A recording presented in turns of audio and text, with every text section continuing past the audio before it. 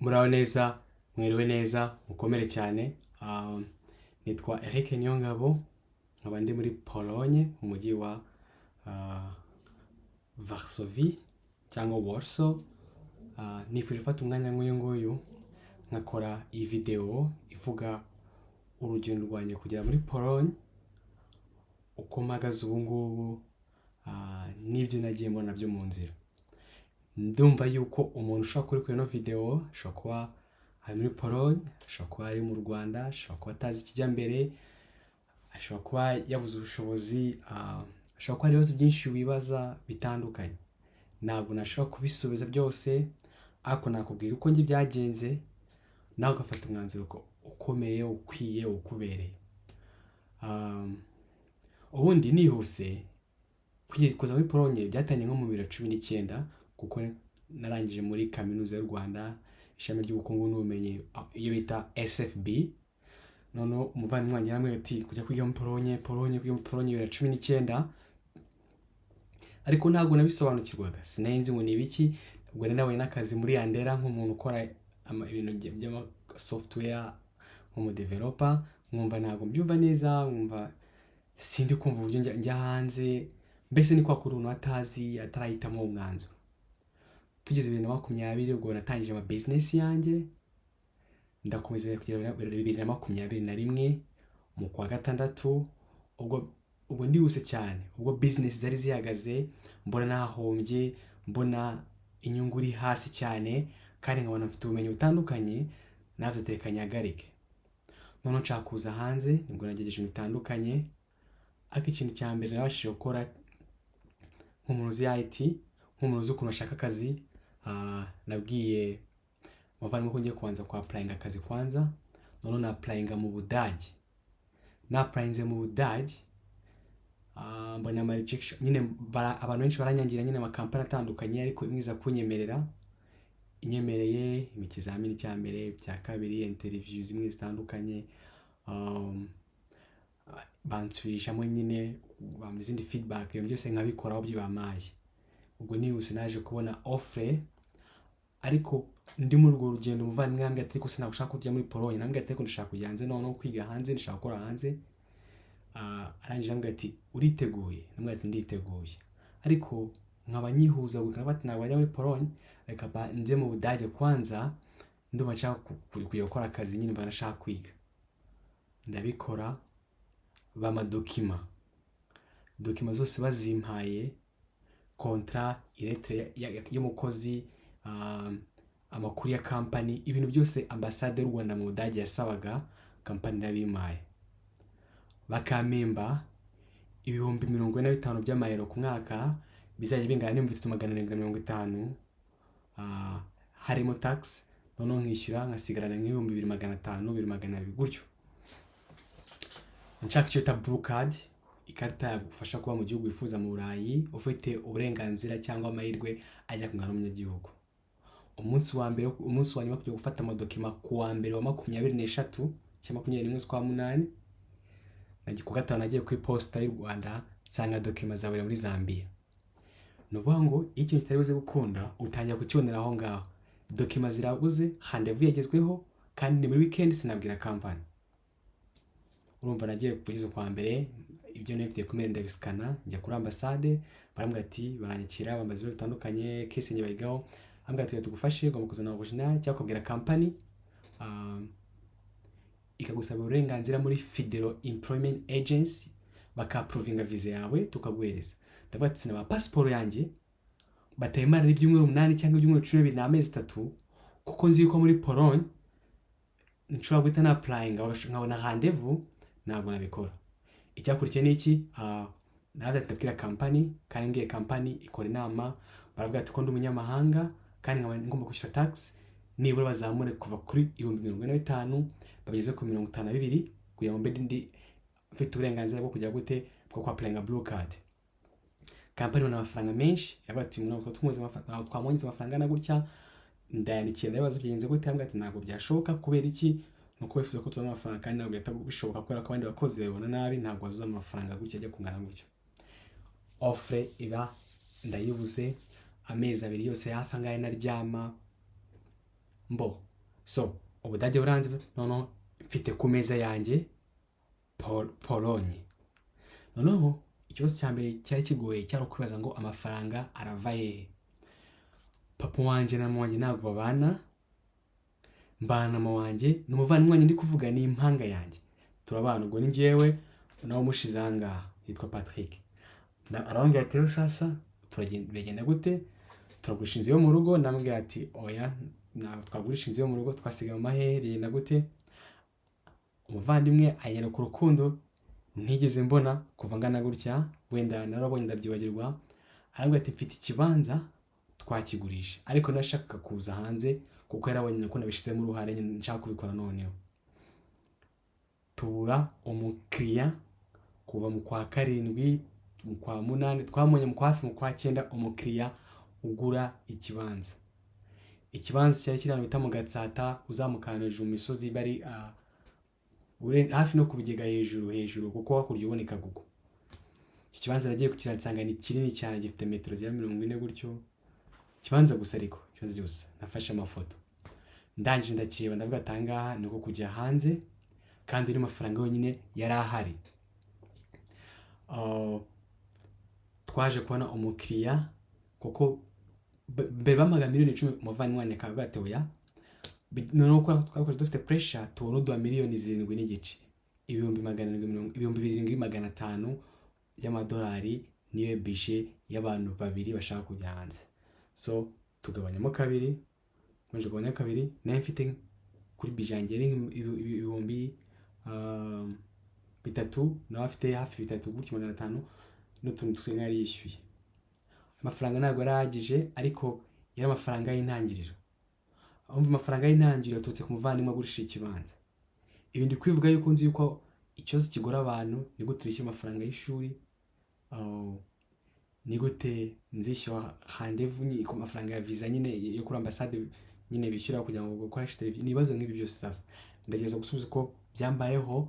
Ahari wowe ushobora kuba wafasha umuntu cyangwa hari umuzi wagufasha. Dushaka company yitwa Euro Scholar, yarayize umuvandimwe wanjye ambwira ati company izadufasha. Dusanga hari promotion baravuga ati service yo kwishyura n'amafaranga 250 y'amayero. None umuvandimwe ambwira ati rero sasa muri amafaranga tujyuvura 500 twishyuye service. Umva za application ebyiri ziri kugenda tumanukira rimwe. Mbo turayishyura, baratwakira, baratwandikira, batwereka ibigo bitandukanye. Noneho rimwe n'imwe n'ibyo umuntu yiga hari igihe batabijya ashaka cyane kubera ko amafaranga abadahara bishobora. Ibyo nashaka kwiga bya computer engineering, data scientist, ibintu bya IT biri hejuru, amafaranga ari 5,000 y'amayero, 4,000 kandi mfite budget itageze no mu 2,500. Urumva tayari ngomba gushaka ikindi kintu nakwiga. Mbo ahitamo ikigo kimwe nanjye bitamo ikindi kigo. Wanjye nfata iminsi mbitekerezaho uko nahisemo ikigo nyuma yuko mbuze visa mu Budage. None cyakurikiye niki yanyeretse ikigo mbona na bitango Bitgosh n'undi mujyi ako nje kumva ndashaka kujya mu mujyi mu murwa mukuru. None ambwira ati Eric nagwa afate na Bitgosh shaka ikindi kigo kiri muri Varsovie kirimo hagati y'imire mu murwa mukuru. Tubona ikigo cyitwa ngo Warsaw University of Business WWSB, andareba nsanga basi nakiga MBA Masters in Business Administration. Avuga ati wakigisha IT gukodinga ariko sometimes ni byiza ko ufite MBA degree nayo ni nziza cyane kuko numvaga byoroshye kandi biroroha cyane. Of course ndabikomeye ko ngiye biroroshye. Noneho ndagifata nishyura promotion 2,800 icyo gihe. N'umwaka ushize nagaruba ngo ni kera n'umwaka ushize ariko naje kuza ninze. Noneho nishyura batwishyura amafaranga 1,400 nije naryo kwiyandikisha. Ubwo ni cy5. Were yamaze kwishyura ku kindi kigo kiwe 2,800. Urumva kuri budget yasigaranye nk'amadolari 700 gutyo 1,000 nanjye nyefite cyafite cy5 gutyo. icyagikurikiye ni ikihe sasa rero? Iyo umaze kubona impapuro z'ishuri ni kimwe, ariko hari no kubona umuterankunga, ikintu kigoye cyane. Umuvandimwe wanjye ikabonye nta muntu mfite nabonaga napfa ubona inzu umwe, hari umukuzi wanjye nashaka kuba bagiye kwiga ibyo kwiganze yari kumubwira nkabwa ati sinajya kubwira muntu icyo nakoze ni iki, namwe nta muntu mfite ubikora. Arangije ambwira ati mfite umushuti wanjye witwa Tony, bakorana mu kazi, arambwira ati yadufasha.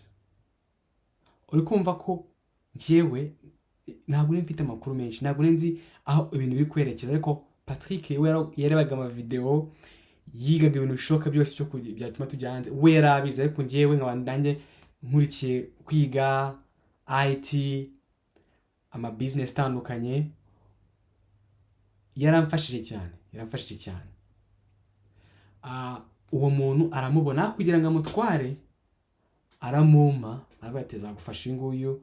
Uwo muntu yitwiyemerera kujya gute kuzatwishingira, naga kutuye kudo amafaranga, nuko kwandika urupapuro vuga ngo njyewe nishingiye Eric yuko najya kwiga igihe cye nzamufasha ibikurikira.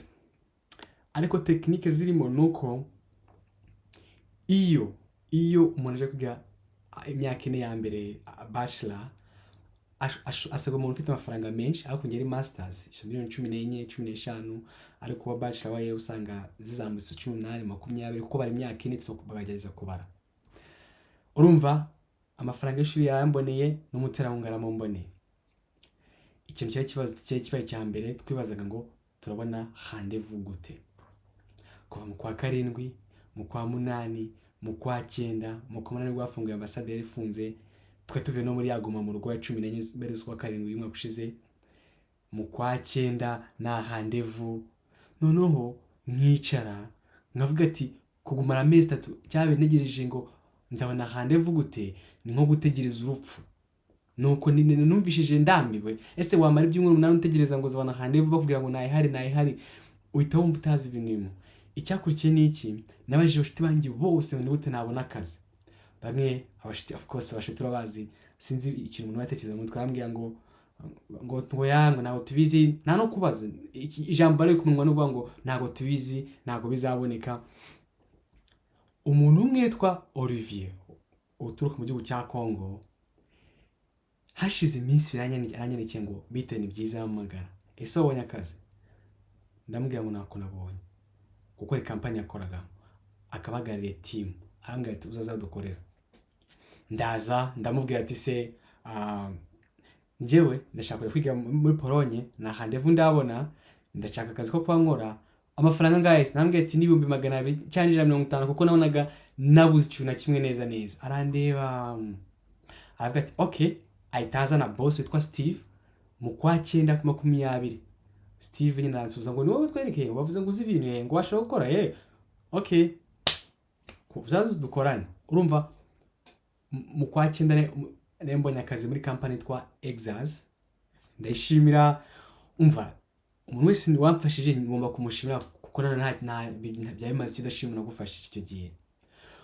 Mbonye akazi ku Kacyiru, company yitwa Exas ituranye n'umurenge wa Kacyiru, kaganda k'igitaka ruguru umuhanda ku gipangu cy'icyatsi. Mvikagugu n'amafaranga ngira, so mvikagugu nkagenda paka Gaciro n'amaguru, nkamanuka nkagera mu Kanyarutama, nkaca umuhanda amabuye, nkajya ku Kacyiru n'amaguru. Kuvuga amahirwe banyemera ko bazamemba 300,000. None barambwira ati Eric, amafaranga agomba kujya gufasha. Urumva nanjye ndi determiné kuba nshaka kwika amafaranga. Umva bwa mbere nanjye no kwakoresha nta savinze, pobye byangoye nazi ibyo ndimo, ariko amezi yose yakurikiragaho nabashaga gusavinga 220,000. Nuvuga ngo saving ni igomba kuza mbere, naho nyine kurya amafaranga bikaza nyuma. Bagarangaye wajya kuri piscine koga, ko natangiye gukora ikintu kishimisha, nkajya kwiga koga, akaba yashize. Ubwo igihe cyose nakoze 80% njye nakoraga, nagendaga n'amaguru, nkataha n'amaguru, nibaza se ubuzima buzahinduka, ese amafaranga ko azagera shike. Ariko nkavuga ati ni byiza. Mu kwa 10 ndabona rendezvous. Urumva mbonye akazi ashize ukwezi kumwe, mu kwa 11 wapi ariko umuvandimwe Patrick abona rendez-vous impanganye ibona rendez-vous turavuga ati Tanzania kuri ya budget ye avanyo amadolari 240 yo kwishyura Rwanda yashatse undi mwishingizi ati Rick ntabwo namufatira umwishingizi ndamushakira undi yishakira undi mwishingizi aho nyiri iyo mitungo yandikishije ku mwana ujya kungana nanjye mu myaka ndakeka bwo yavuga yuko umuntu mwishingiye afite imyaka bangana ariko afite ama business kumwushira business ku mwana ibyo nta kibazo bitwaye gusa ibyo ari ibintu biyerekana yuko ibaze kwemera gufata umuntu umushingizi we yari yabonye akamuma agashaka undi bimugoye tayari ajya muri Tanzania yishyura 130 y'amadolari y'amayero ategura amadolari 100 yo kwishyura kuri ambassade 330 nayo kubaho no kurya bagiye kuba muri Tanzania abahantu kure sinzi n'ukuntu bahita akageza muri Dar es Salaam nyine kuri ambassade abaho hantu agura insurance baguraga muri Tanzania ntabwo nuko izina ryayo noneho maze gukora interview results zisohoka zivuga yuko hari impamvu akunda kurega umuntu yuko nyine batekereza ko atazagaruka izo mpamvu ni impamvu rusange ugomba kwandika tukajustifia ariko bamurega nuko ngo akoreshe impapuro z'imimbano kandi yageze gute yaziguriye ni Jubilee bayita Jubilee Insurance yaziguze ku ma agence bivuze ngo n'abantu bo hanze naga ariko bose batanga ibintu bizima igihe babeshya so nakugira ama gukoresha yo mu Rwanda yitwa UAP ne twakoresha Nyuma araraga tsindagure ya UAP abana nago bishoboka avuga ati ndarekrama muri appeal nishyura ndi mafaranga 100 ntazi ko nzayibona kubera ko babagara abantu benshi cyo gihe bazibuze abandi bazibonye ukabona ni nko ku betting avuga ati ngiye rero maze kubona ko bimeze gutya misemo kugira gute kubireka arabyihorera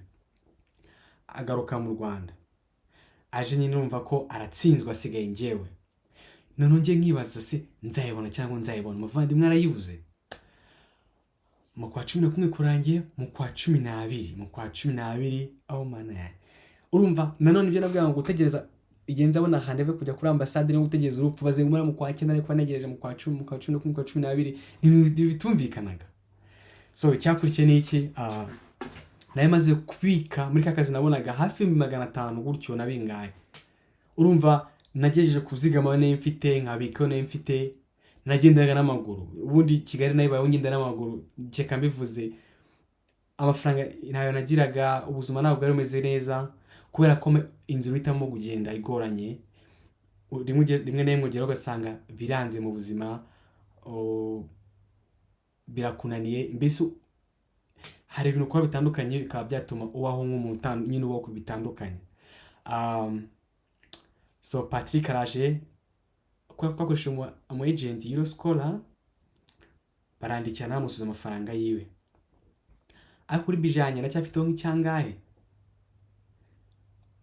ubwo cyakurikiyeho n'iki ibitangaza by'Imana hamwe nicaye muri 2021 ku itariki 31/12 ubundi nkunda kugira intego n'ubwa mbere ngiye kuvuga intego ntazi ko izashoboka navye ati intego ebyiri ngomba kwiga Rust language abantu biga bya programming language yitwa Rust igezweho kandi ragora kuyiga mu mwaka wa 2022 ngomba no kujya hanze ubwo numvaga ko nibyanga mu kwa munenzo ya applyinga intego kwaro kujya hanze izo ni intego ebyiri indi myaka yose narazipangaga zigapfa nagira gati nkatsindwa nagira gati ubuzima bukananira nkabireka ako uki gihe nyuma y'imyaka 7 nibwo nagiye kubona mbona ku itariki 3 z'ukwezi kwa mbere mbonye rendez-vous so wibuke yuko mbonye mfite n'akazi nkora akazi contrat yari yarangiye bashobora kunyuza amafaranga hari nama nagiye gutangamo ikiganiro nyirayo n'umuntu company yitwa okay ni software Rwanda build program nyirayo n'umuzungu aranyishimira ashaka kumfata ngo nshire muri company konta yarangiye nshobora kubona indi yaho nakoraga bakamvana ku mafaranga 300 bakanshirana ku 500 cyangwa 700 icya kabiri kije ari aho nagiye gupresenta nyine mu kiganiro nyirayo arayinshimira ubwo urumva ni kazi ka kabiri mbonye hari porogaramu na apurayinzemo yerekeye ibintu bya artificial intelligence machine learning, nyine ibintu bigezweho byo kwigisha computer ikaha amadone yifuza ubundi ikawukorera ibintu bitandukanye. Ni 3. Noneho ikindi kintu cya 4, hari porogaramu yitwa Jaziri Talent Program y'abarwiyemezamirimo. Manager wayo aramagambwe ati kuki nakora muri porogaramu abandi kaba bagira imiro kandi nkanzi ko mukora cyane ati applying hano ukore gutya, yarema anegurira inzira zose kugira ngo ninjiremo. So ibyo bintu byose akazi nakoraga bagiye kunyongeza umushahara, nabonye kandi kazi gashyashya barashaka kunsinya, nabonye amahugurwa z'amara amezi 3, mbonye Jaziri program, ibyo byose narabyanze. Ndavuga ati ngiye muri Pologne. Icyo ugomba kugira ngano kuvuga ngo ugomba guhitamo ikintu kinini utirengagije ingaruka zigomba kubamo ikintu kinini gikunze kirakuba ibintu byose. Umuvandimwe urumva nawe mu kwambere nahembwa, arangije arambwira ati koko nabonye handevu kuri 3 kuri 14 nibwo nagiye muri Tanzania. Bari 12 ya 12 ubwo nakoze cya 14 hari kuwa mbere. Afata angurira itike, umve ko yambaye mwishingizi, yanyishyura amafaranga y'ishuri, itike arayimpaye, arangije ko afite ubwenge bwinshi rero amaze kuvana muri Tanzania amadolari 100, ambwa atanga uzayishyura bwa mbere, amana ya kabiri ngo nutsindwa uzishyura nayangaya. Noneho cyo nakoze ngewe nafashe document zose, ama business nakoze, utuzi nakoze, aho nakoze nk'umuconsultant nakoraga, ama campaign nashinze, aho nakoze imirimo y'ubuntu volunteeringa, aho nize ikintu narizi neza mfite document zuzuye nshobora kuba nazivuga kuko kuvuga ntago ushobora kunanira. Izo naziteguye mvuga ati umunsi natsinzwe nzazikoresha. Umuvandimwe nicyo gihe mperuka kugeza n'ubu ngubu sindongera kumubona n'amaso ku maso kuri impamvu zitandukanye, ntabwo twongeye twatandukanye nyine, ntabwo turi kumwe uraswimenya. Okay, noneho akangira kwa noteri mugira agiye mu kazi, akongera akajya kuri minijiste nyine akoresha izindi zo gutanga kashe bwa kabiri, nyine gufata ku notifiye bwa kabiri, kuko arazi ko iyo bipfuye waratanze zambere ushobora kuburiza kabiri. Nagiye mfite impapuro nyinshi cyane. Arangije ambwa tujya muri Tanzania, hari umuntu twa Majaliwa, umuntu mwiza cyane adufashije, nawe ashobora gufasha wenda cyara nagufashije urabizi neza. Majaliwa azagufasha. Nuvo urugendo rwanjye rwose uterwa n'umuvandimwe tungana.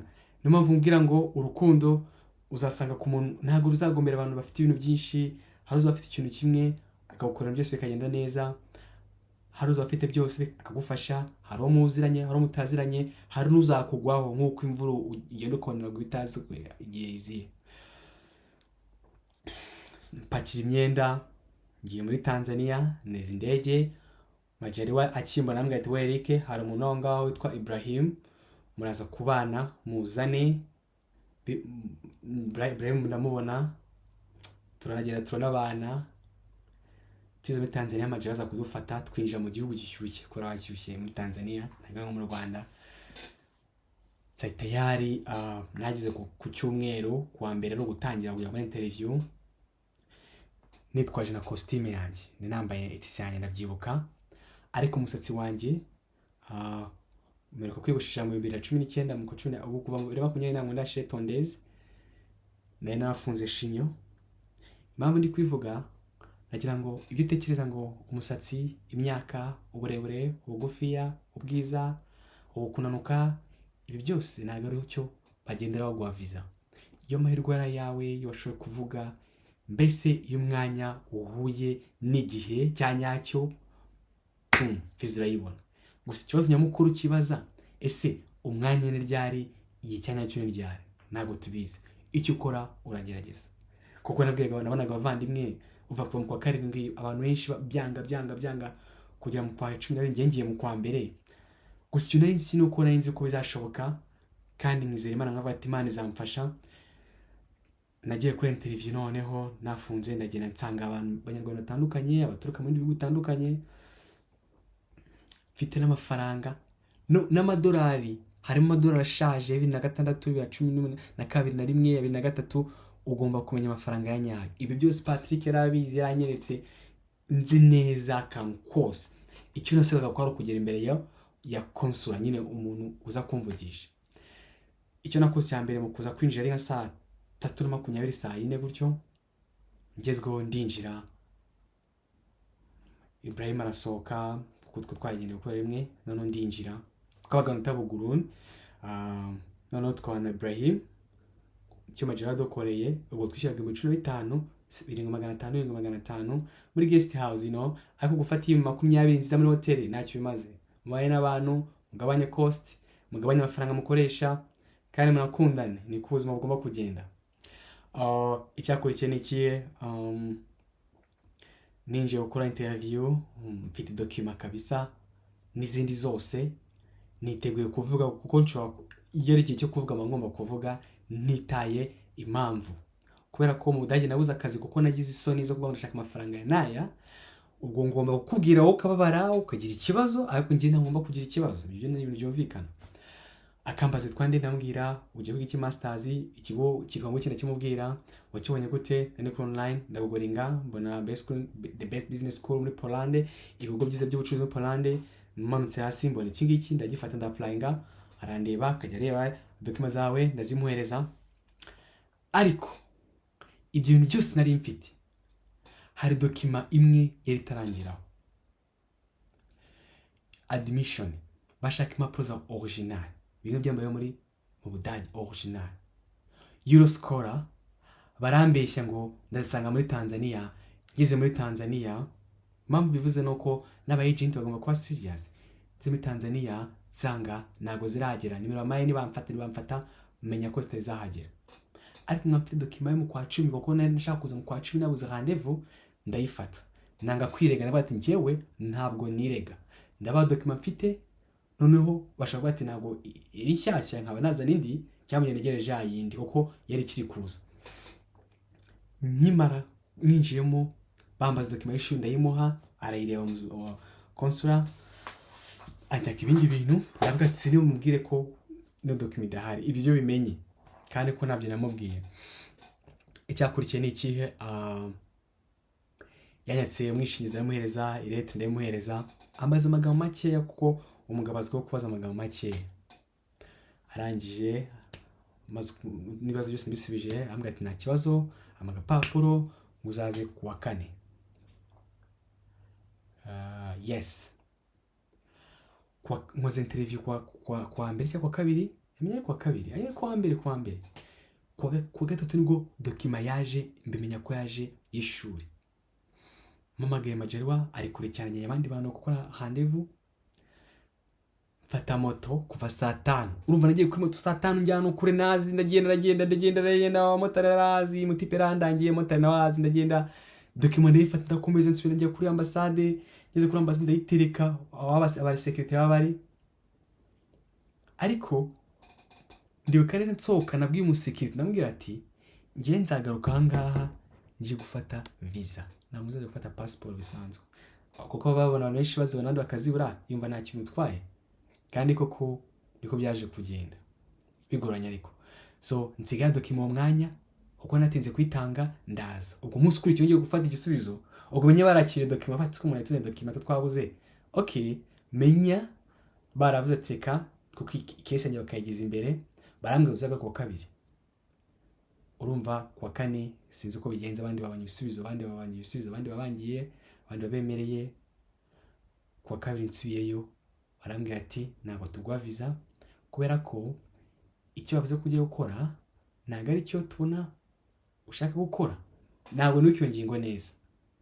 Iyo case igezweho nibwo ubona ko nimwe ndega yonyine, nigona ko bishoboka cyangwa bidashoboka. Icyo nakoze ni iki, nagati wow, nimba ari ucyo bimeze nagucika intege. Ureka ko nakubwiye ko mva mu Rwanda nayo mfite ndi document twaje. Ureka ko Patrick yamaye amafaranga kwishyura kuri ambassade kama nayo nzakoresha utanishyura mu gihe naze visa, nuko byaje kugenda. Wow, so ndabyibuka kwa gatatu umunsi kuko ari umunsi wo kwapiringa bakoresha, nahise nandika iletre. hari abantu bakora amakosa hari lettre zicaracara akabarazikopiya akabarazibye niba wandika lettre uzandika lettre wanditsemo utakopiye kandi ituzite mu marangamutima njyewe ngo numva ngiye nakora iki muri Pologne uzandike ati njyewe nkora bino bintu ndo mucuruzi cyangwa ndi ibintu ndashaka kujya kwiga kubera ko bizamfasha gutya nagaruka nkabikora ndateganya kubona igishoro gutya ugashakisha ibintu ushira mu lettre ku buryo umuntu asoma kumva wowe nyine ko ntabwo muri kumwe. Icyakurikiwe n'iki sasa rero nanditse lettre nshamo ya business nashinze akazi nabonye ka mbere aka kabiri ako nakoraga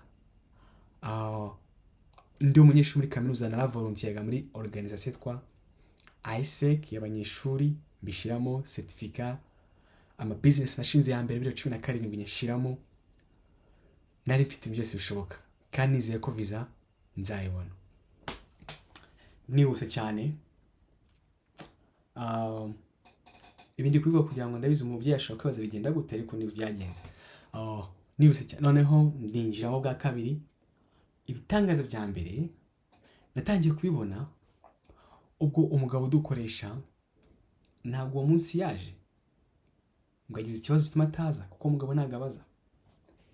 Icya kabiri nari mfite amafaranga noneho naniteguye mfite lettre niyandikiye yanjye nta n'umuntu yiza amayi copy arabona yeretse arambwira ati naretse umukobwa umwe wari gufata ibisubizo twa sante arareba bati wow ingi yaguraza kubona visa vuba ndi kumwe n'abandi ngo bajuriye bikanga akaruka kabiri ariko ikintu nari nzi neza nareretswe mbizi neza nuko nari nzi ko nzabona visa.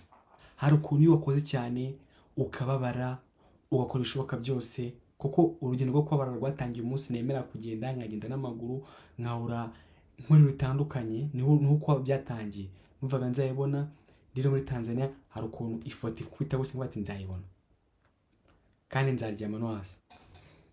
Yes ndinjira sasa umudama kimara kwibona arandeba wize iki ufite bachelor vuga iki business information technology. Okay witwande ugiye kwiga he kubera iki warangije kwiga 19 wakoraga iki icyo gihe.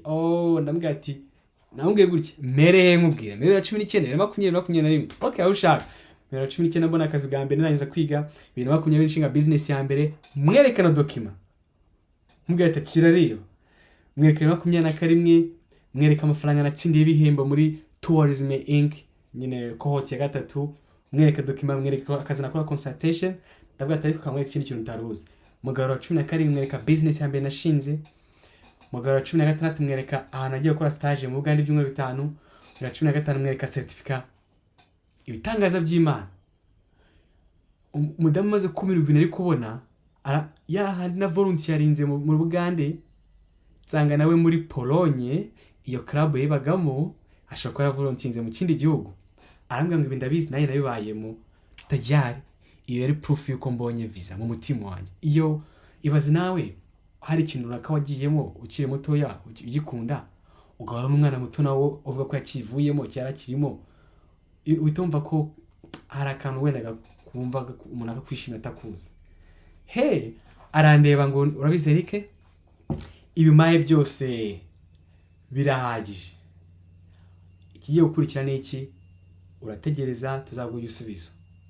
Namwe turakoze cyane ndamushimira amadokima iyo yansubije ni CV yanjye ntabwo dushaka CV na motivation letter byera binsubiza nsoka mu nzi yuko nzayibona.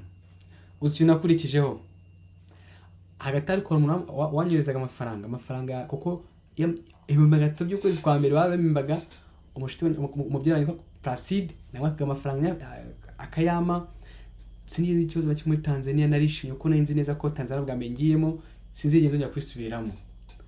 Icyakurikiye n'iki ku munsi ukurikiyeho nahise njya muri Arusha ngenda amasaha 10 nangaye ndagenda njye kureba umuntu umwe turaganira yari yanasinze icyo gihe ngorana byinshi cyane ako sinakwicuza.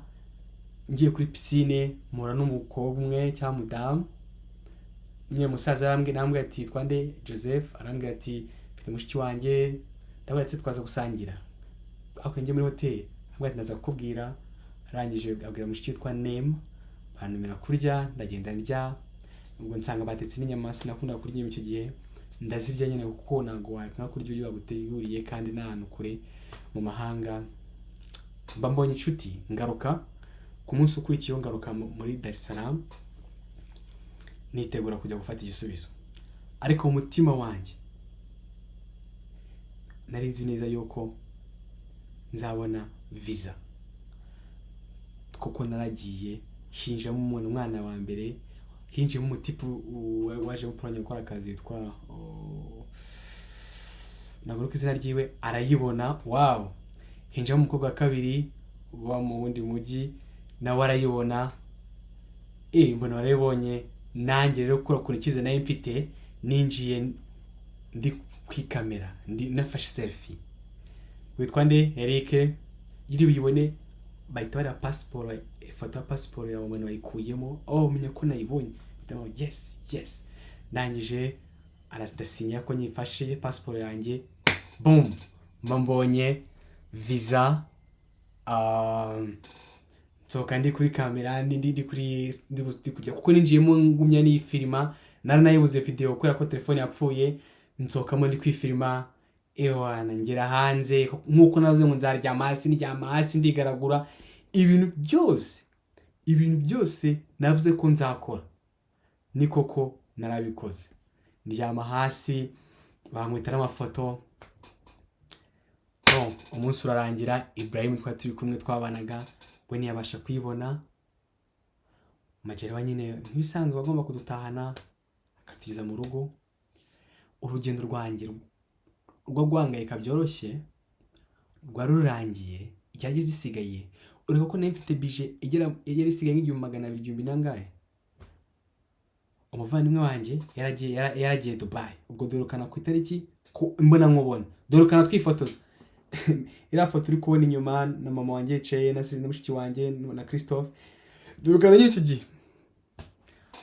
Ndagaruka mu Rwanda, nsanga uriya Christophe yamusigiye amafaranga amadolari 600, kuko naje nibaza nzajya muri Pologne gute, nzishyura iki, nzatega iki, nzabaho ne, nzaryama he, nzanyakira, nzishyura amafaranga y'ishuri gute. Nari mfite ibibazo birenga amamiliyari n'amamiliyari. Ariko Imana ifite uburyo bwinshi bw'ibibazo kugira ngo bikemuke. Ushobora kubona amahirwe utigeze ubona, ushobora kubona ibyishimo utigeze ubona. Icyakurikiye ni ikihe? Chris yaraje ambwira ati Eric, meze gute, dufite iki? Ntacyo. Arambwira ati sasa Patrick mbere yuko ajya muri Dubai yansigiye amafaranga agera mu 600. Ariko agatanga ntago nakubwiye, umushuti wanjye twa Levis uba muri Amerika noma amafaranga yo kugura imyenda, ibikapu, gukora shopping nayo muri Tanzania. Urumva Levis mu imyaka 2 yageneye kuri green card ya 18. So nambwiye ko natsinze amfasha kugura imyenda. So namwe Yusuf byatangiye kuboneka ibisubizo. Nje nsanga na Patrick yansigiye amadolari 600. Nsanga n'itike ntago ijya muri amafaranga. Dutangira kwiga kuko nageze mu Rwanda ku itariki 14, umunsi wa Saint Valentin. Baduhaye n'indabo kuri muri Rwanda ya. So ndaza mfite ibibazo byinshi cyane. 14 mpita mvuga ati ndagenda 19 byanze bikunze. Siko kabiri 19 icyo ntashize mu mutwe wanjye, nzakirwa nande, inzu izabone yihe, nzagera gute, mfite umuntu wapi. Abo nari nzi babaga mu indi miji, Jamale nari nzi yambika Poznan icyo gihe, Frank nari nzi ababitgosh. Umukobwa muri Tanzania yanga kumuza n'abanyarwanda ngo batazanuma ibintu, bamwita nde? N'umukobwa muri Tanzania twigara ku kigo kimwe, niwe nari nzi. Ambwira ati ntabwo nagwa nimera bwo kangutume, nabwo ati ranuma kandi ko mugenzi wanjye ndamwihorera. So Christophe ambwira dufite amadolari 600 tugomba gushakisha ndi magazanga. Mvuga ati nta nataho nari mfite, nta hantu nari kuyakura. Mama wanjye n'amafaranga afite, Patrick nawe nzi ko aho yaragiye numva yakoze ibishoboka. Natangiye kureba abantu batandukanye, mfite liste y'abantu bamfashije uko bashoboye.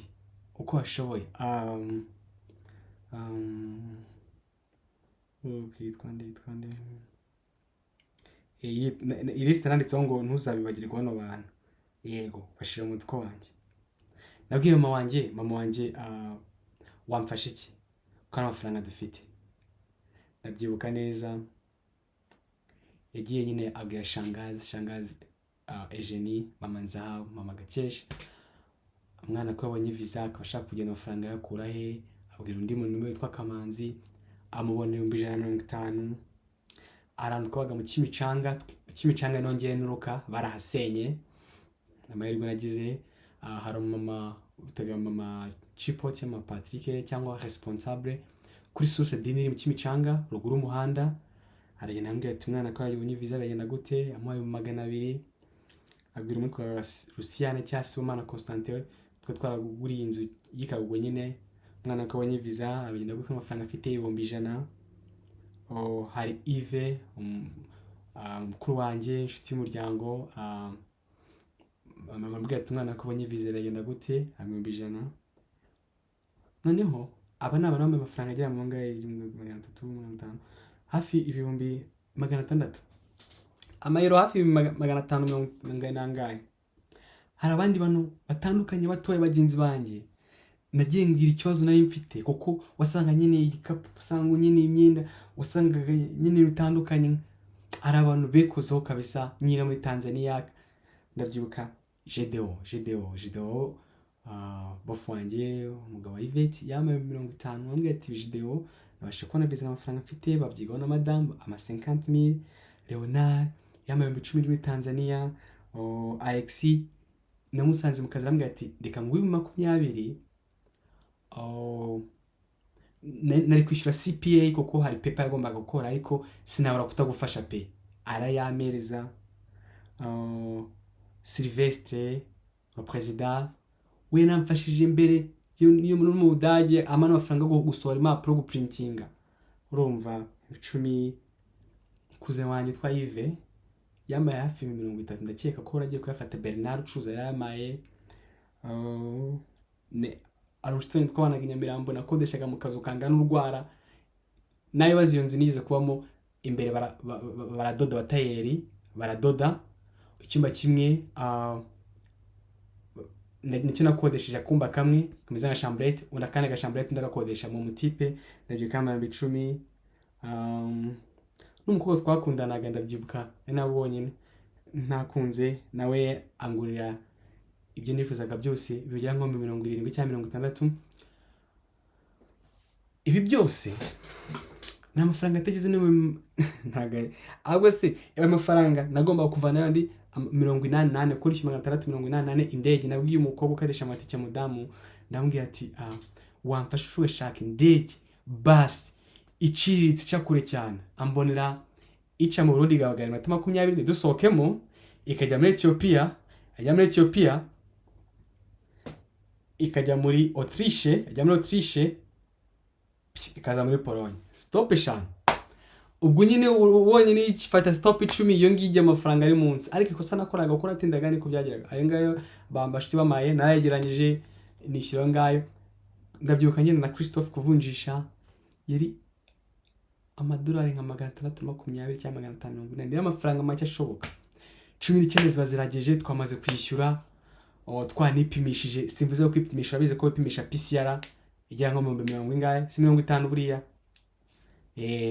Cyane ni PCR cyane rapid. Hari turimo kwipimisha ku masama 20 n'iryo gendeye. So gusa urikumva yuko nje nta mafaranga ubwo nari mfite. Ni nkaho urushaka applyinga nta mafaranga ufite cyangwa ufite makeya. Uwo usabwa no kwizera ko bishoboka kubwira ngiye inshuti yawe, kubwira undi muntu uwo ari wese watuma ugera ku nzozi zawe. So ubwo nyine 19 ndaza nibaza se ngiye he, ndabona nande ndajya kuva ku kigo cy'indege. Urumva hari ibintu umuntu atekereza ariko nagakeneye kubimenya, akeneye gutangira. So cyakurikiye nuko naraje mfite nyine immigration irandeka nyuma yo kumbaza zitandukanye y'u Rwanda kuko bakeneye kumenya aho ugiye. Ndakomeza mfata indege ngera muri Ethiopia n'ubu ntazi dimension ndimo. tugiye gufata igihe turishimana n'umutipe wo muri Tanzania wamfashije Billy amwe ati nutwereke uje muri Pologne ninde kwakira nawe nzi what ngo namunuzi ya amati hasigu bimeshoka gute ambwe ati je nta muntu nzi na muntu mfite nasi ndamubaza nawe uje muri Pologne kandi muri Tanzania nabonaga ngira ngo umushoferi ati ntabwo ndi umushoferi just ni jokes ariko nuko namubwiye tujya mu ndege tuje muri Autriche icyakurikiye nuko twarageze ntacyo na kimwe arambwira ati mfite umuntu umwe warayije nawe maze iminsi uraje reka mve ko yakwakira so umuntu nyine aranyakira Yves amaze kunyakira aranyemera kunyakira kwanza atananzi ubwo Billy we yaragiye muri bundi mugi mageze banche n'amafaranga atandukanye nayo ndayishyura sineze amafaranga agenda gute menshi niba mvuye ukeneye kuza ushobora gushaka umuntu uzi neza wagufasha harimo bazakubeshya nazakubwiza ukuri gusa nakifuza ko umuntu yabwiza undi ukuri ikintu kigoranye n'amafaranga y'ishuri 1500 yonyine ngayo iyo bashika wene byose birashoboka ku utangiye kubona ko bishoboka mbo nje mu gihugu kubw'amahirwe ibitangaza bya mbere no umuntu kwakira ndamubonye abana ba mbere baba batandukanye umwe arambwiye tuje muri Pologne ubundi waje nanze ufite kubera iki nubwatse ntabyo nzi akanseka undi akambwira tuje muri Pologne ndafite iPhone ngati wow umukufite iPhone bikancanga nyine ikintu cyaje ko gitandukanye machine ari mfite ama drivers atuma uri codinga cyangwa vugira hanze yarapfuye hey nta mafaranga mfite n'ibyo mfite ntabwo bikora neza na telefone noneho igatangira gushyuha kubera ko kigera nakonje gukonje abavuga ni gukonje nk'imusanzwe naho konje nyagukonje cyane ukube nka kane kuko niba basanze bari muri 10 12 cyangwa 8 hano ushobora kumukajya muri rimwe ubwo shika dushya muri kabiri no kuba kabiri kane gatandatu oya 8 nuvuga ngo 8 ugabanyije kabiri ni incuro enye ngo nuvuga ngo nashobora konje incuro enye zikubye musanze kandi musanze ikonje cyane okay ndavuga ati nta kibazo nangira kwibaza ngo nzabona inzu gute kuko bankodesheje na n'umuntu w'icumbikiye ntago ari wanjye ngo ushaka inzu afasha kubona inzu arambwira ati unyiri inzu wanjye afite izindi nzu reka duhitemo mu zaduhaye bambonye inzu nza hano hantu mba nyene muri flat gusa ariko inzu nejemo nago konshaka byangwa ikarita y'ishuri ikarita y'urujyendo kujya kwivuza mbere yuko ikigo kigwa admission letter hari ama dépenses menshi agomba gutanga inzu nayo ngomba kwishyura nkatanga na deposit wishyura amafaranga y'ukwezi ugashira nandi yo kurenzaho amafaranga y'umutekano wa nyiri inzu kugira ngo nunayivamo wayangije wayituragurikije wagize gute amafaranga yazasigarana niba ari nzima yagusubiza nuko bikora amafaranga yose baranshiranye ariko hari nari nzi mu mutwe wanjye gushaka akazi kuko nako mudage nzi ugashaka nabwo ati mu Pologne nako byananira so akazi nagize gute natangiye ugashaka LinkedIn, Indeed, Glassdoor,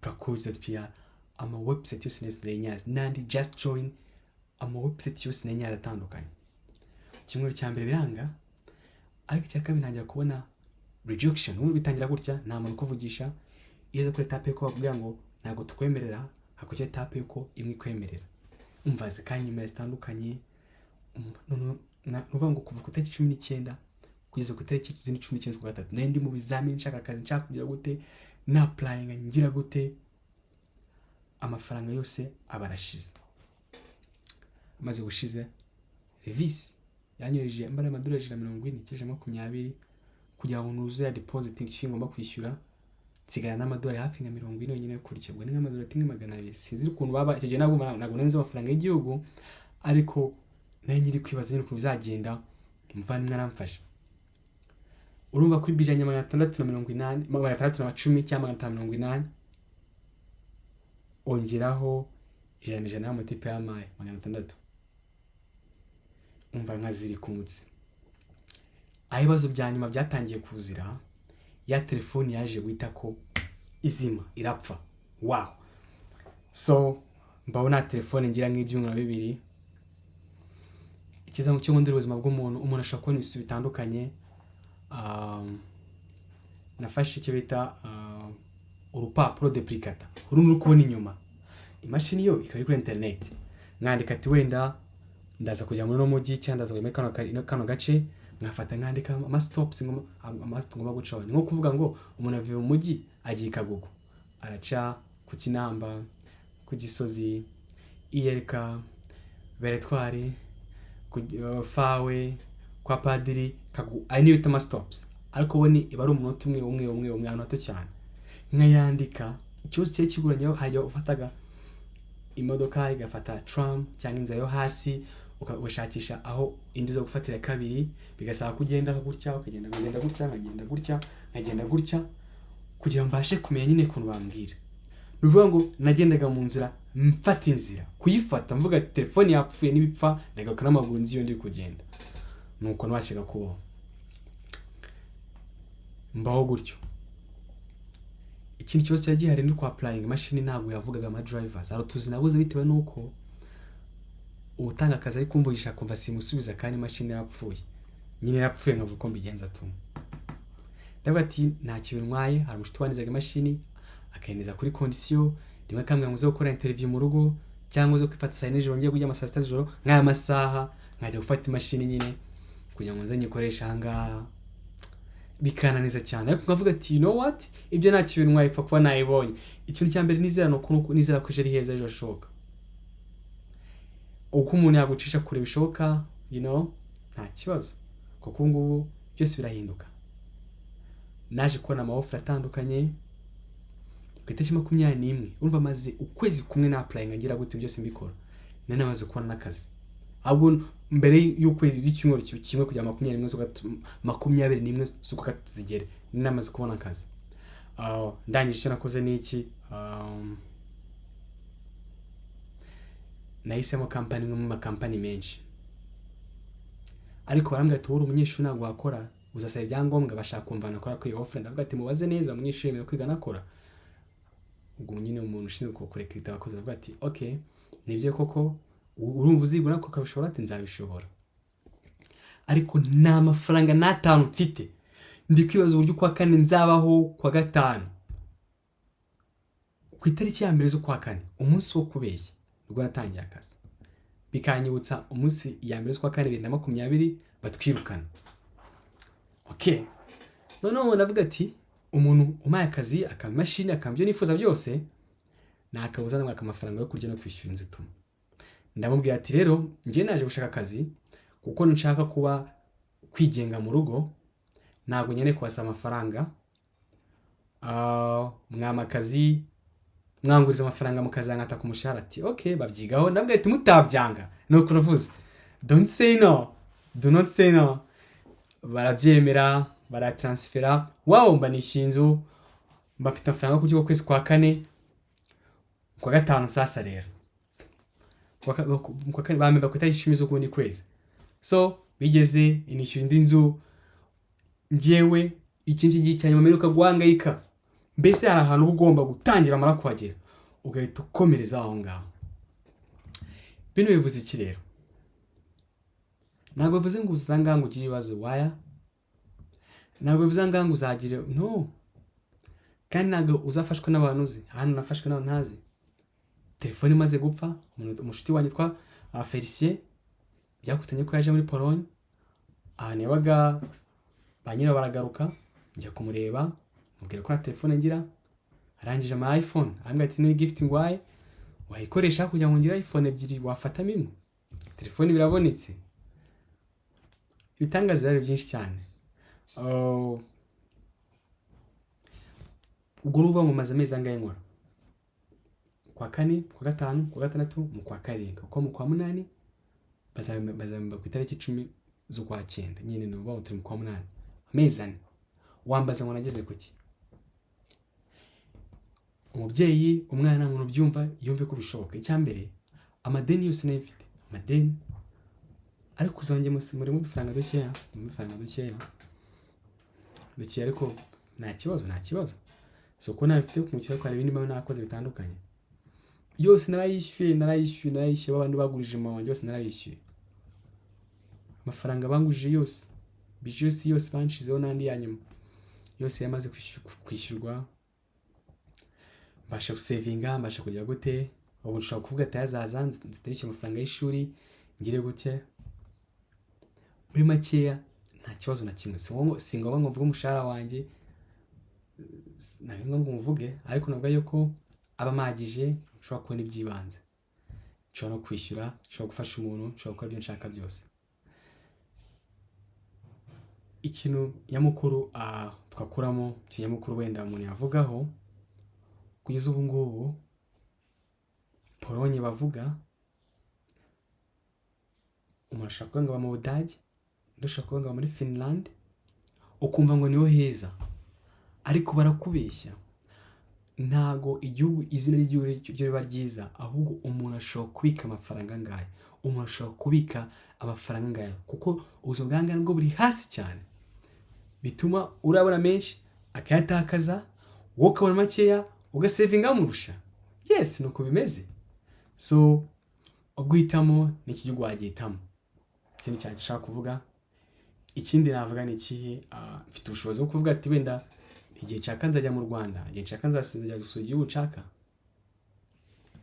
ibyo ndi kubivuga kugira ngo ubone ko kubwanjye ntabwo nakubeshya ngo hari ikibazo na kimwe kandi sinaguca intege nkusize muri Pologne icyo nshaka tuganira ngo nakubwira ubu ngubu ufite umwana wawe umuhungu cyangwa umukobwa umwana wawe umwishywa wawe murumuna wawe mukuru wawe icyambere cyoroshye navuga kubona visa ntabwo bigombera yuko uri muremure mugufiya hari abaje gukora afite imyaka 45 44 hari abaje afite 33 hari abaje afite 20 abantu bose baraza avantage umuntu utafite nuko atishyura imisoro nimba akorera 2,500 igihumbi cy'amayero yose arayafata kuko nta musoro yishyura wowe kuri 26 utangiye gukora menshi kuri kwishyura 25 y'imisoro nuko bibara icya kabiri wowe ushaka kuza muri Pologne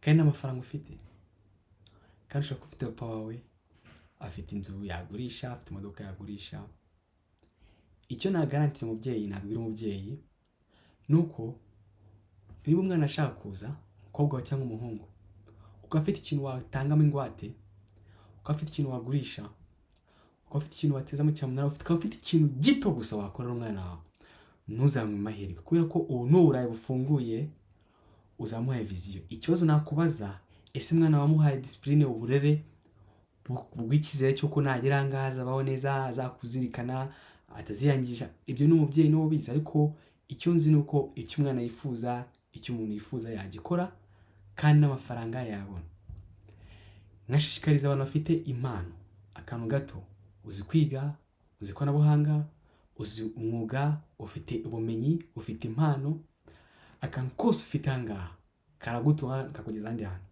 ariko ikiruta cyose ni amahirwe umuntu agira mu buzima bwiwe njye ntabwo mu bwenge buke mfite kuri ino video ntabwo nahagara n'amaguru yanjye bivuga ngo uzaba umukene cyangwa uzaba umukire cyangwa ubuzima bwawe buzaba bumeze gutyo gusa icyo navuga nuko hano ari byiza bibutegereje wirinde gukora amakosa wirinde kurwana wirinde gukora ibintu bituma ubuzima bwawe bwangiza ako nimba ukunda gusohoka wasohotse usohoka rimwe na rimwe uko bikumbuye usunisha n'abavandimwe ibyo wifuza ubikore igihugu uzagikunda ariko ikiruta byose nuko wabika amafaranga ukabika ko ushaka kwiteza imbere ukabika ko ushaka kugira gute ko ushaka gufasha abandi bazaza abandi basize inyuma kino gihugu cy'Uburayi ukuntu ibihugu bikoze mu buryo bikeneye abakozi benshi cyane ariko bidesigninzwe mu buryo batifuza yuko amafaranga akoreye wayasubiza iwanyu cyangwa guteza imbere bagutereka ibyiza biti bihari byinshi bagutereka ahantu heza atandukanye bagutereka ibintu ubona bituma ngo uhakunda waguma igihe kirekire kandi ugasanga nta kintu kimwe ufite mu mufuka wawe icyo nabwira ni kimwe, uzajya ukora ibintu ukunda, urebe ibintu ushaka kureba ko ubishaka, apana ngo nuko ubwana ugasanga ari byiza ukabikora amafaranga kuva mu ntoki. Kuko imyaka 5 ishobora gushira ugasanga nta kintu ugize ubika. Ariko rero ubu ngubu ubika ukavuga ati ariko amezi 3 ari imbere cyangwa 6 ari imbere nzakora kano kantu. Sivuze ngo wime, ariko ndavuga ati ugira icyo ukoresha ubushara bwawe, amafaranga wembwa, ibyo byose ukora.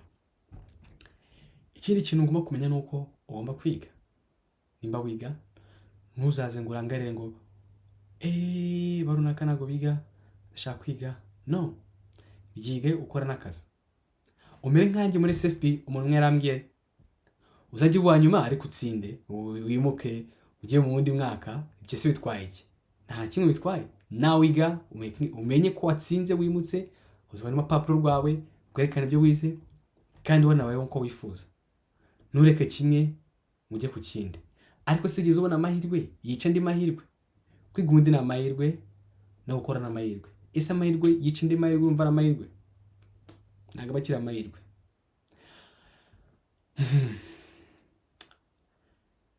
Ikindi cya gatatu, uko wifuza kubaho, nako ni byinshi ntabwo ushaka kubyibuka. Uko wifuza kubaho abari kubaho ukora ibyo ushaka. Gusa icyo kimwe nakugira inama, winanize ababyeyi, kuko winanije umubyeyi wawe abwira undi mubyeyi umwana ngakonsa amafaranga menshi, umubyeyi akahita avuga ati uyu nguyu ntabwo yagenda kuko nabonye wese amafaranga menshi. Kandi ubizi neza ko wabonye akazi wakishyurira ukiyitaho ugakora ibyo wifuza gukora. Ntukabeshye, ntabwo biza kubeshya. Abantu babeshya nyine. Nkanjye icyo nasabwa kujya muri Pologne, ntabwo sinabwira mu banyongereza amafaranga, ahubwo abari gomba kundeberaho iyo nyafite ngomba kuyamuha. Muvandimwe ni Patrick, hari tuba turi gupanga bitandukanye. Gusa icyo nzi neza kuri njye nuko mfite ubuzima bwiza, nuko mfite ibyo nifuza byose, naho nshaka nahajya. Ariko hari ibyo bifite akamaro kuri njye, ibyo ngomba gukora, bane ibyo ndi kubonesha amaso yanjye bantereka imbere. No, bituma nibagirwa. Alright, icyo ibintu byose rero sasa ni ukuba muzima. Uvuye mu gihugu ufite abantu barenga 1000 muziranye. Uje mu gihugu aho utangiye gushaka inshuti imwe, iya kabiri, iya gatatu, iya kane, iya gatanu. Ushobora kucyanga ko wenda batagenze neza, ushobora kumva wisanze wenyine, ushobora kuba. Gusa icyo navuga nuko ugomba kuruhuka ukitaho, ukanishima, ukanakora cyane, kwiga cyane. Ugomba kuba uri muzima, uharanire kuba ugifite ubuzima. Naho iyo byose byagenda gute, ugomba kuba uri muzima. Kuko nyuma y'ahangaha hari n'ahandi hantu tuzajya, hari n'ibintu tuzakora. Ibibazo bisanzwe utari muzima, warakoze amasaha 16 ngo nuko ufite ikintu kibazo. Yego biza gukora cyane, ariko se nanone ntabwo gukora cyane cy'igisubizo cyane buri gihe. Hari uburyo bworoshye abona amafaranga menshi. Njyewe nkora amasaha 8 minsi 5 nta kindi. Andasigaye ngerageza kuba nakikantu gatandukanye kushobora gushaka kandi kazi. Kubera ko mpavuga ati kano kantu kazamisha ibindi bintu, n'ubundi byo gushora ubumenyi bwawe. Hari ukora 100, hari ukora 80, abantu bakora bitandukanye, abantu bawuri butandukanye. Ariko uburyo undi muntu abayeho nta hantu rero n'uburyo ugomba kubaho. N'uburi mu Rwanda ntuhite wishamo ubwo buryo bwa mugenzi wawe arakora biriya bintu. No, reba abakora neza bari kuri level ngiyi babaze ngo mubikora gute. Harimo bazakubeshya babwiza ukuri. Nyuma ugomba kwitegura kwiga, kwitegura kugira n'urukundo. Ikindi kintu abantu benshi batagira ni urukundo. Mu baba bagiye gushaka amafaranga y'ishuri, bagiye gushaka ama savings. Ariko icyo naje kubona ntago batanga. Iyo udatanga ntago ushobora guhabwa. Na rimwe tuzigera utanga uhabwe. Reka. Ngo mama wanjye yarambwiye ngo ngomba gukora cyane kugira kuri ibi ngibi. Ese umurage imyaka 23 akaba adashobora kumenya gutandukanya ibimwe mu byo yamubwiye cyangwa yamubwiye ko ari byo cyangwa atari byo? No, ntabwo ibyo bavuga ari byo. Hari uzi ko umuntu ashobora kugufasha, boss ashobora kugufasha, company ashobora kwishingira. Ahubwo ikintu nyamukuru se akazi nkora nkakora gute, uburyo mbayeho bimaze iki, bimariye iki undi. Mbere ko mbwira ngo ukore kino kintu cyangwa mbwiye ngo wampaye kano kantu ufite ubwo wagomye gutekereza se ngenda muha iki niko bigomba kugenda ntabwo ngo nanjye bikubwire buri gihe cyose ukora ikintu cya mugenzi wawe wagomye nawe kwanza kugira kubuza icyo wamuha mu byo ufite cyangwa mu byo wamugurira mu mutima kuko mbwa ati wamaye kano kantu utamuzana kandi kantu mu kazi kawe kora neza ishime nagize muri gahunda muri company singombera kwanza igipolish kirimo bakoresha kugira ngo mbashe kubaho ariko nibituma nishima nibituma na twakoze amasorti nishobora gutuma nafata amafoto na volunteeringa ibishoboka byose ndabikora mu bushobozi bwanjye kandi nasanze ari byiza so gerageza kuba wowe gukora ibyiza kumva ko ejo ari heza kuba buri gihe utekereza ikintu cyiza kurusha ibindi bintu byose ikindi nyamukuru ugeze aha ngaha wirangara ntabwo ibintu byose biranga ari byiza ntabwo abantu bose bavuga ari meza nta nubwo abantu bose bagukunda nta nubwo abantu bose bakwanga nubasha kubona umwe mwiza ashobora kuruta abantu igihumbi bose babona kandi nujya ukora ikintu kuri mugenzi wawe ntukamuce amafaranga kubera ko mu gihe cyose cy'amafaranga abaguze serivisi bivuga ngo wowe akubona nk'umuntu ugura kandi umuntu yagufasha mu byinshi birenze kubitekereza ariko mu gihe cy'amafaranga yenda kuzi nyine ko arayo ushaka babirangiriye aho ngaho ibyo ni utuntu nagiye mbona abantu benshi batabona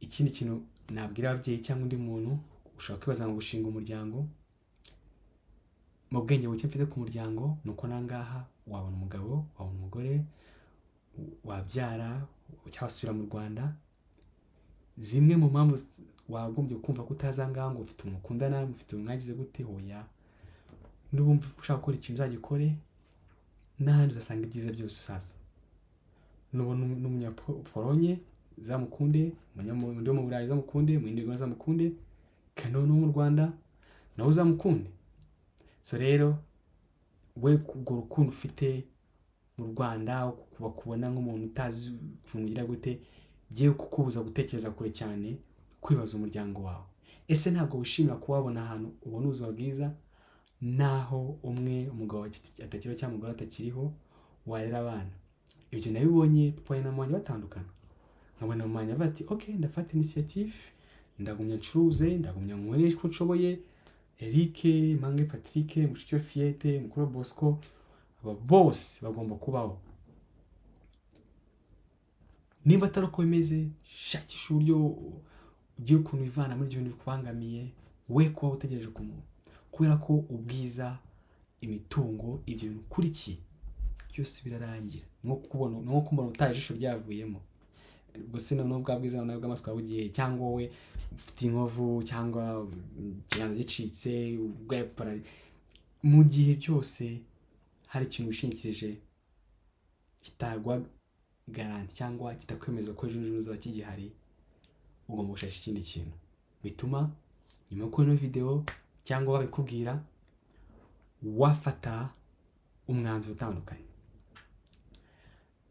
okay so hari nanjye nshobora kubura ikindi kintu narenzaho gusa bimwe mu bintu navuga ubu turi saa 6:46 nuko uzi neza yuko hari byiza cyane nukurera byiza cyane ese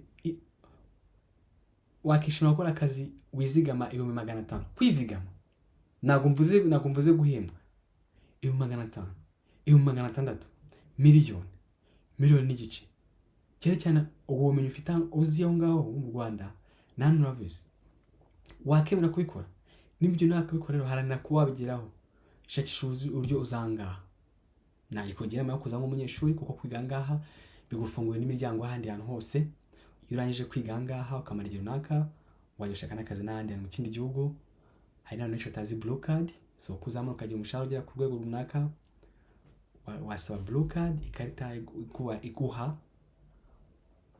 gukora amezi 18 ukaba wajya mu kindi gihugu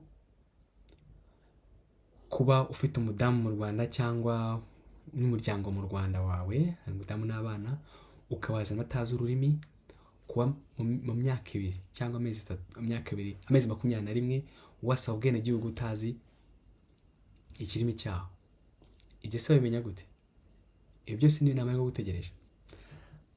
Mbivuze kubera ko hari abantu bajya ku mateleviziyo cyangwa amaradiyo bakavuga ngo wakoze akazi kabi, bigatuma bavuga ngo umwana wawe nawe azakora akazi kabi, ugahita umwatura ibyo byose. Ibyo ngibyo ni ukubeshya cyane. Hano umuntu araza agahera ko ashobora kabi agahita azamuka kandi keza. Ni uko biherane. Ni nko mu Rwanda ese nora kubikaza 1,100 ukajya ku 500 ukamagana 2 ukamana wagera ukamana 3 bati ngo nakoze kame 1,100 bakavuga amagambo kumva gateye isoni. Nanga nagereka abantu bose ari abantu babi, nagereka abantu bose babaho nabi. Hano umuntu wese waje cyambere ahita kura. Ibanga n'ababyeyi niwereza umwana wawe akamera amezi 3 kumva yabashije kubona akazi, uzambwiye ati sinongera kugufasha cyangwa ndagufasha gake gashoboka. Umwana agomba gukura agatangira kubika amafaranga. Ni iki ngicyo ukeneye gukora. Kandi wowe uri umukene, wowe uri umukire, mwese mwabona viza cyangwa mukanayibura. Nuko nabibonye. Ikindi kintu navuga ni ikihe? Ikindi kintu navuga no gushimira. Mbere yuko nshimira nshaka kuvuga yuko uyu munsi tariki 22 nuje amezi 6 ngeze ahangaha. Akazi nakabonye, imijyi nayisuye, muri byo nshaka, tufaranga natwishyuye. Ngomba kwishyura amafaranga y'ishuri asigaye y'igihembwe cya mbere, ko ngomba kujya iki cya kabiri, kuko nzi imyaka 2 zasigaye ndi mwaka umwe. Nuko ndimo mfashe no video nkavuga ngo birashoboka, hari byiza ntamenya. Amahirwe yawe gerageza uko ushoboye. Nimba ufite icyo kimbabaza no buryo ushobora kuba ufite n'inshuti yawe yabona miliyoni n'igice ikaba itakuguriza, ikaba itakwitaho, nyamara mu gihe wapfuye imitima yamenaguritse, abantu bakarira. What's that? Njye nshimira ko nabonye impanga yanjye avuga ati hey, umuntu afite talent, hari ibintu yakora byinshi, reka mwinvestingemo. Because the whole buryo byagomba gushoboka mu buryo bw'ishuri. The same as you, mubyeyi. Wasaga none uyu mwana uri gutesha umutwe cyangwa uri kugira gute, mwego mutesha umutwe w'umwana, maybe ari umwana ufite abandi babyeyi ku ruhande. Kugira ababyeyi batandukanye nimba ari ikintu kibi cyambere nabonye. Nagari biba ariko biba biyoboguye hamwe bane bakwishimira bakajyandi nakwishimire. Nyuma mvuye nakubwira ngo wowe ubwo buzima niba ufite n'akazi bwira boss umusaba ufasha. Umubyeyi nimba umwana umukunda koko shakisha uburyo umuzana kumufasha muri Pologne. Nicyo kintu kiza wamukorera, nibwo buryo bwiza wamwereka ko wamufungura mu mutwe no mu mutima, akavuga ati mbonye agaciro ka wanjye noneho kama wanjye. Ariko cyaruta ibintu byose kurusha ibindi nuko wakunda umuntu utamuzi, ukamukunda kubera ko ari umuntu. Nibyo nagiye mbona. Mwese ari abantu b'amafaranga nanamuzi, akumva akandeba akambwira ati nukomeze, nanubwo nakuze reka mwishingire. Nuko bimeze, urabura yo kugira, reka ngo telefone. Nuko bimeze, isi ifite abantu bafite urukundo ku buryo uramutse ko urukundo rwapona mawe cyangwa inshuti zawe muri kumwe 2-3 uba wibeshya cyane. Kandi nukumve yuko ngo ngenda remereye, ngende muremure, ngenza neza, ngende mboga, ngewe nago nabwira umuntu, ngende uko mwiza. Ibyo byose ubishira hasi, wawe undupinga ashobora gufasha. So nyuma yo kubona video ndizera yuko kuza muri Pologne wumvishe icyo bisaba nuko byagenze, n'ibyishimo mbona nuko neye. Impamvu naberetse no misatsi nuko nagiye gukora abagiye muri ambassade mfite nkavuga ati niba consulate areba umutwe w'umuntu no umusazi ni fake. Kandi nabyo ntabwo bigenderaho. Wikitinya ahubwo igakuvuga muri iminsi ushakisha ibintu ukora, volunteeringa, shaka akazi ukora, shaka ikintu ukora mu gihe utegereje runaka. Ushobora kutazi uyu munsi ukazi mwaka utaha, n'umwaka utaza bari heza kurushaho. Ubwo umwe azinjira mu Budage cyangwa muri Amerika kubw'ubushobozi utandukanye, nawe uzinjira ahangaha uhita ubona connection y'ibihugu 20 by'Uburayi, mu Faransa, mu Butaliyani, tayari ubwo wamusanga ukamusura ukongera kugaruka. naza kweshinga amafaranga menshi uzamaze usevinga ngahe uzasanga musevinga ngana naho kubwira umubare kuko byambaye nashatse kujya mu kindi gihugu mwumva abatariko nina makosa dukora ukirengagiza kubanga byose bishoboka cyangwa akora akazi mu rugo ngubu se okay iyi ni keyboard iyi ni laptop iyi ni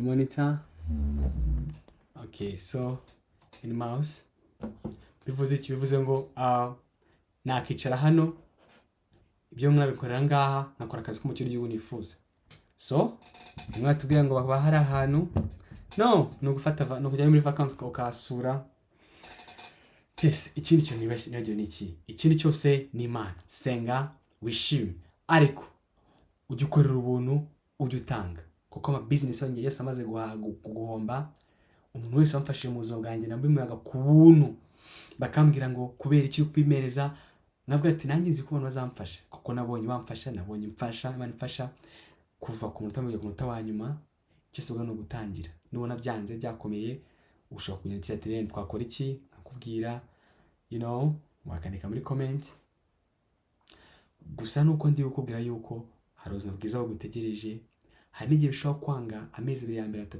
nkuko bibaho ariko nibivuga ngo amwaka no kuzarangira umeze ntago namenya uko bizagenda kuri wowe icyo usabwa ni kihe no gutangira no kugira ikintu ukora no kugerageza uko ushoboye icyo umubyeyi asabwa ni ugufasha umwana we akuze kujya n'umwana wawe agize imyaka 26 yarangije ishuri atarabona akazi ufite inzu 4-5 ukaba utagurisha imwe kugira ngo umugerageze amahirwe ukumva ni igihombo n'umwana akaterwa ipfuna nuko afite wari unatabwa panga bigurisha yego ni igihombo ariko se koko ibyo bintu by'ubushito wanjye yambwiye koko numva ndagize mu gihe ngiyewe dufite imwe twize no kwigurisha kera dushaka kugenda mu bundi buryo bikanga ariko ukabona ko umubyeyi avuga ati umva umwana wanjye ashaka ngomba kukimuha imyaka yose namaze muri ubuntu nirwa niga muri SFB amajoro nzabivuga ntacyo muri SFB kuko nari mbayeho ndara hasi mu bishanga mu mashuri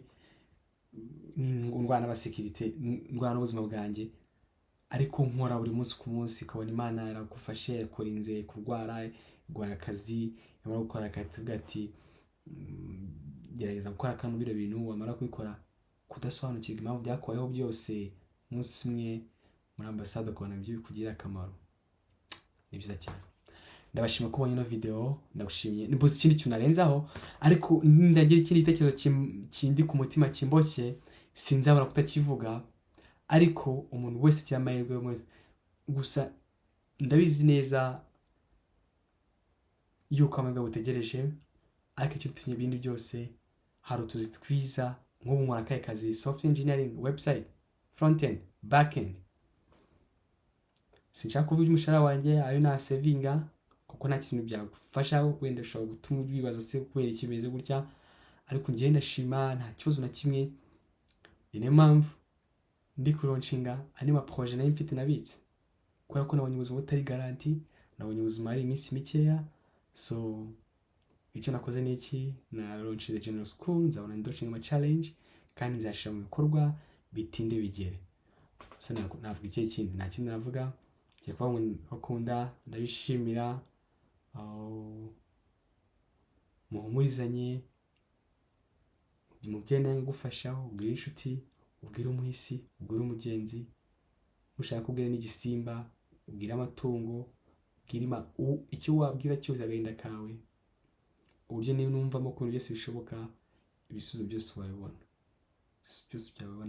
niba bisaba yuko inkoko ivuga kugira ngo ibishaka ubibone ubashe kubona aho biherereye kubwira bibe niba bisaba yuko umubyeyi abona ikibazo cyawe biciye muri video cyangwa wifuza kuvugana nanjye privé umubwire nta kibazo na kimwe mfite cyo n'umubyeyi umva nimba bisaba yuko haba inama z'umuryango umva uzikoreshe ubereke ibyo ushaka gukora n'ibyo ushaka kugeraho nibisaba ko nagufasha nimba bisaba icyo bisaba cyose kugira ngo wowe n'intego zawe no kuhindura ubuzima bwawe wifuza bigerweho ubikore nimba bisaba ko urara hanze amajoro uharare wirize, niba bisaba yuko icyo ugomba kumenya yuko ugomba kuba muzima, kugira ngo byose uzabigere. Icyo byagusaba byose kugira ngo ugere ku kintu wifuza ugikore. N'umwanzi wawe umubwira ikibazo ufite hajya ashobora kugufasha akabyumva, byajya bigaragara cyane. Reka mbivuze mu zindi nkuru. Murakoze, ndabakunda, ndabishimira, mugire ibihe byiza. Niba hari ikindi kibazo wazambaza. Gusa ibi ngibi ni uburyo nabonye muri Pologne, ni uburyo nabonye ahantu mba, ni uburyo nabonye ubuzima ari bwiza, ni uburyo butandukanye nabonye yuko miliyoni 13 mu Rwanda, 13, 14, 12, 13 miliyoni. Hari urukundo rurenga miliyoni 100 rugutegereje gusanzwe ufite. Icyo usabwa ni ukwerekana yuko ugomba guhindura, ukagerageza ikintu bitandukanye. Ushobora no kudashaka kuza ngaha, ushaka gukora ibintu bitandukanye, ubikore, nabyo ubikore. Nubyanga gerageza ibindi, nanjye byose byagiye byanga. So wow, navuga iki? Shimye bamfashije, hari icyo ntekereza zitandukanye, ndacyabishima, nzaba mbishima, kandi nziza ko hari ibindi birwanya bikinegereje, nzabicamo nabyo nibisanzwe, ikibazo mfite ubundi wishime. Murakoze cyane, mugire byiza, mube bazima. Hari igihe kimwe umwe bizaba byarakunze twicara twafata video tuvuga byari bimeze uwo munsi, cyangwa usene iki kintu nakifuza, cyangwa nshobora no kuza mu Rwanda. Ushaka kumwe tuza mu Rwanda, turagutumiye tuzosangiye tubiganireho. Ndahari. Cyangwa ukifuza ngo turashaka kuza mu cyumwe itaha. Ngewe nuba ko byose bishoboka. Naza mu Rwanda mu kwezi gutaha, naza mu Rwanda amezi birataha, naza umwaka utaha, naza amezi menshi azaza. Igihe cyose nta kimwe bisaba ko tuvugana online, uzanyereze kuri invitation online tubiganireho. Wow, life is beautiful, very beautiful guys. Now ndumva nabwo nkavuga ariko it's okay. Bye, ndabakunda, ntabyi ndasuje. Let my business. Bye.